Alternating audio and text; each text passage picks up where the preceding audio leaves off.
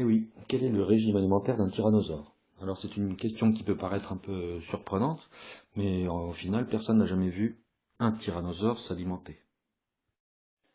Prenons ce crâne par exemple. D'après vous, l'animal est-il herbivore, carnivore, omnivore? La plupart d'entre vous répondront que ce tyrannosaure est carnivore, bien sûr.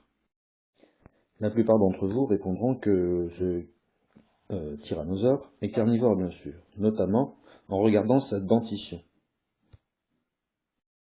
Vous avez observé les dents du fossile, et en effet, un tyrannosaure présente 50 à 60 dents qui font chacune environ 10 cm. Ce que vous avez fait, en fait, consciemment ou inconsciemment, c'est comparer la dentition du tyrannosaure avec celle d'animaux actuels que vous connaissez. Par exemple, un crocodile. On voit que lui aussi a une mâchoire avec de nombreuses dents pointues qui lui servent à attraper ses proies. Donc il paraît logique de penser, même si personne n'a vu un tyrannosaure manger de viande, qu'il était lui-même carnivore.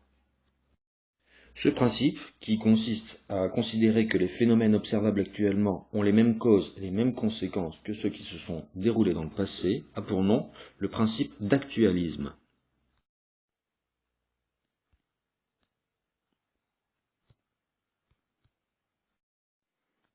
Principe donc d'actualisme. Parmi les exemples d'applications qu'on va pouvoir retrouver, on va pouvoir par exemple reconstituer des paléo-environnements, c'est-à-dire des environnements anciens. Comme ici, une reconstitution de la vie qu'il pouvait y avoir au Cambrien, c'est-à-dire il y a plus de 500 millions d'années. Les roches, étudiées par les géologues, vont nous apporter des informations précieuses. Par exemple, sur cette photo d'une des dalles de la vieille bourge de Lille, on peut observer le fossile d'une colonie de coraux.